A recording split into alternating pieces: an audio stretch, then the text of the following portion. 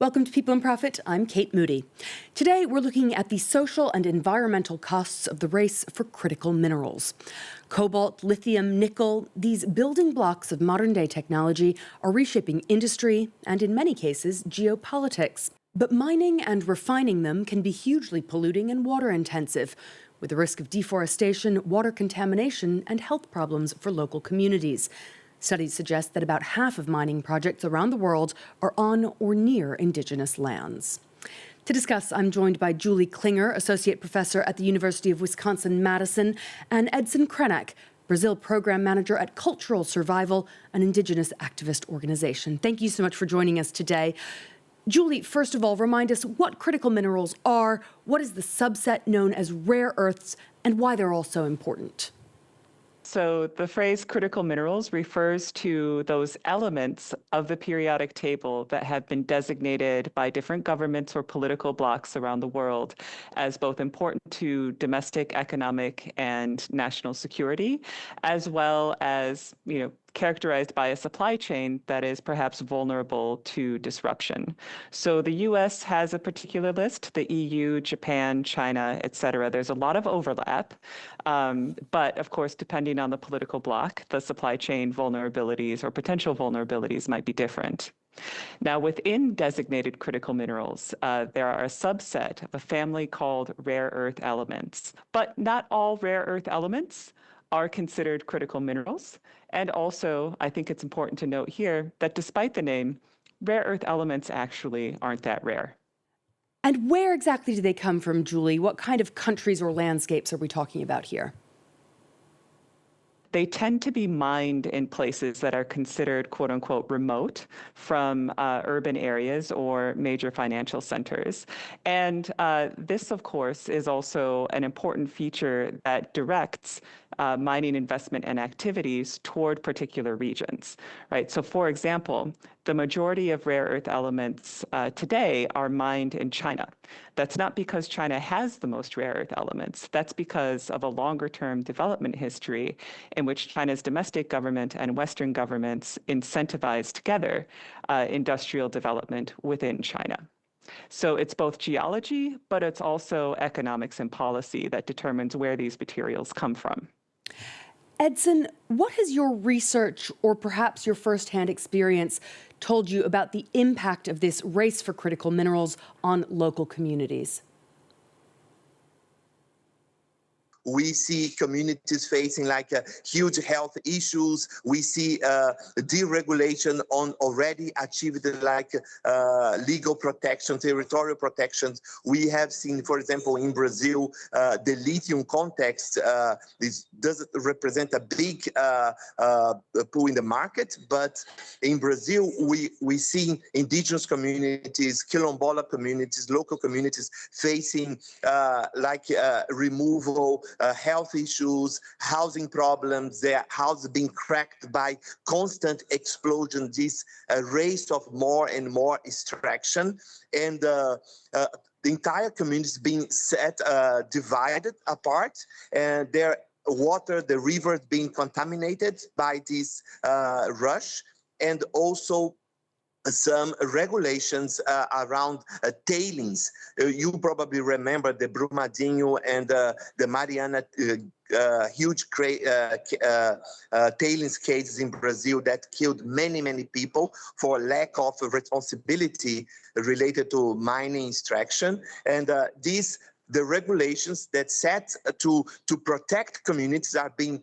now set apart, undermined, to serve a global market that is really far away from these communities. What we see is a production of electric cars, digital technologies, and being served to the global north global markets, while the communities where their territories are serving these minerals are completely left behind without clean water, safe environment, without legal security. They are really facing a lot of problems for the profit, for the good or the privilege of the global north.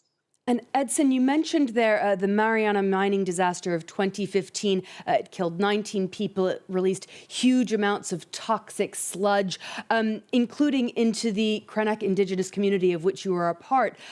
What lessons could be learned from that disaster, and do you think they have been learned, in fact? Well, unfortunately, we have seen a resistance from the industry and governments to learn those lessons. However, we engaged with institutes like the Global Tailings Management Institute, supported by UNEP, the UN environmental agencies, and other global actors. This is what indigenous people are fighting for, local communities are fighting for, to be part of the mining and the tailings governance participation, decision making, because they know how accountability works and what are the thresholds the company, the industry, the government can really work on to keep them safe. I think the biggest lesson my people learned is, if indigenous peoples, local communities are engaged in the early stages of any project, any activity that impacts their territories, risks are avoided, losses are avoided. The company or the industry or the government will really save not only money, but they will save environmental bad impacts and also saving lives.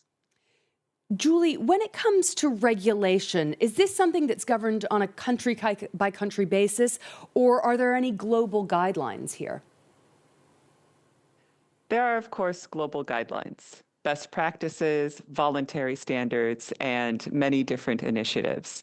There's been work for decades to improve the practices in the global extractive sector. However, whether those best practices or initiatives or voluntary measures are actually implemented depends first on the laws in the national context, but then also the enforcement at the local level.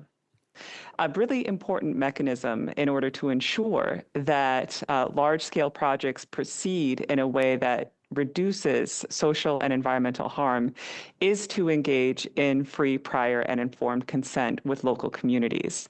The cost of not doing so is, in fact, quite great. Now, there is no denying that the global economy needs these minerals, including to help bring in green energy sources.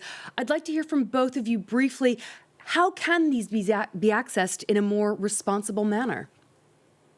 Well, first of all, is to listen to the communities. I think we can no longer plan anything far away from the communities. This means communities participating in the design of the business model. They have to be able to determine where, how, when the activities must be implemented, but to be taken place. They cannot be excluded from the project anymore. Julie, your thoughts?